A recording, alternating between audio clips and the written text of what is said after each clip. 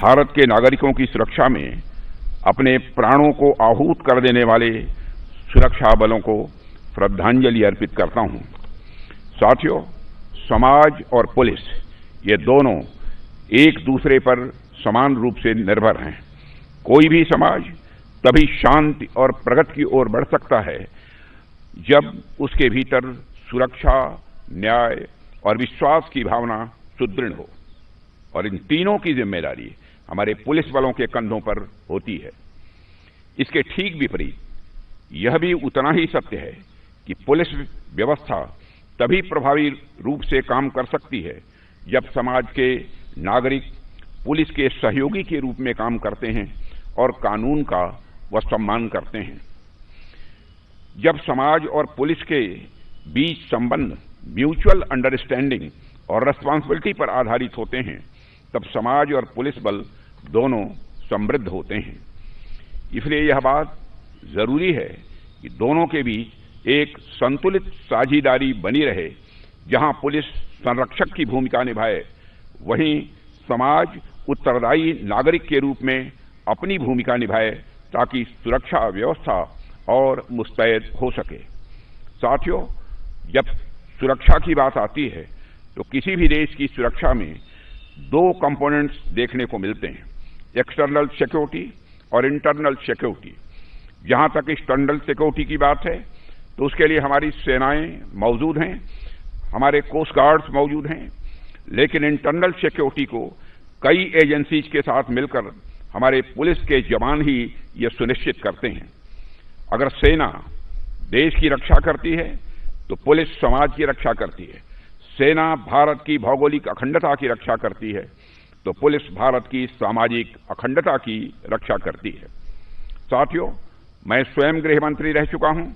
मुझे बेहद नजदीक से पुलिस के कामकाज को देखने का अवसर मिला है। इसके अलावा रक्षा मंत्री के रूप में मुझे सेना के कामकाज को भी नजदीक से देखने का अवसर मिल रहा है। सेना हो या पुलिस, ये दोनों ही देश की सुरक्षा को के अलग अलग पिलर्स हैं। इसलिए मेरा यह मानना है कि दुश्मन कोई भी हो, चाहे सीमा पार से आए या हमारे बीच छिपा हो, जो भी व्यक्ति भारत की सुरक्षा के लिए खड़ा है वह एक ही आत्मा का प्रतिनिधि है।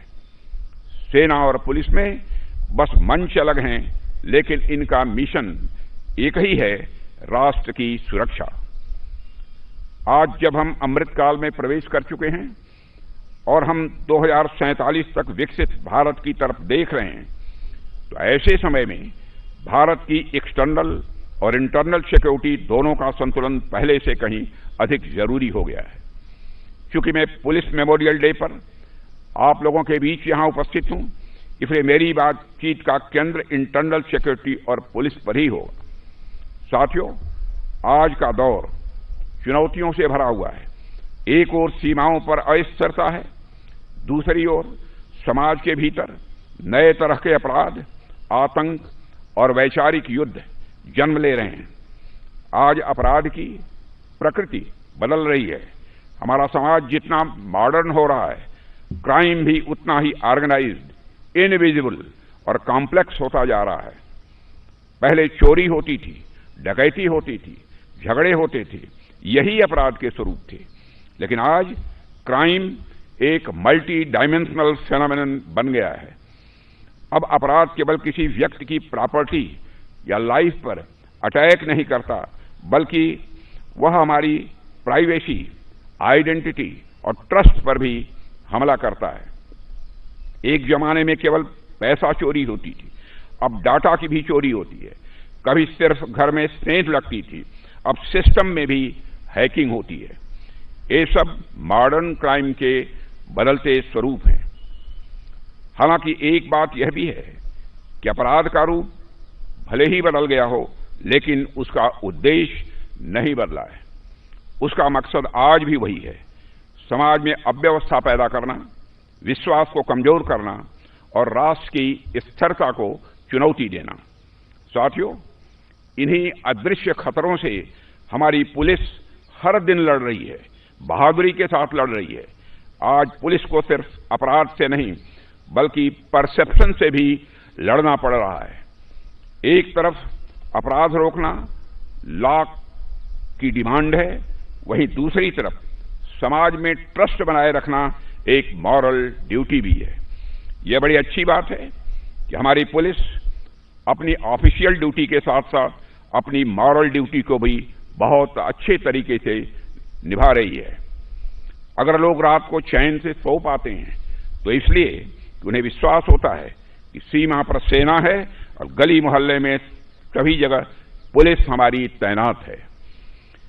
यह विश्वास ही सुरक्षा की सबसे बड़ी परिभाषा है। यह विश्वास ही देश की स्थिरता की यह पहली शर्त है। आज देश के नागरिकों को भरोसा है कि अगर मेरे साथ कुछ गलत हुआ तो पुलिस खड़ी होगी। यह जो भरोसा है यही हमारे देश की अस्थायित्व की नींव है। साथियों, जब हम देश की आंतरिक सुरक्षा की बात करते हैं तो हमारे आंतरिक सुरक्षा के समय जो एक और बड़ी चुनौती एक लंबे समय तक रही है उस पर भी मैं आपका ध्यान दिलाना चाहूंगा।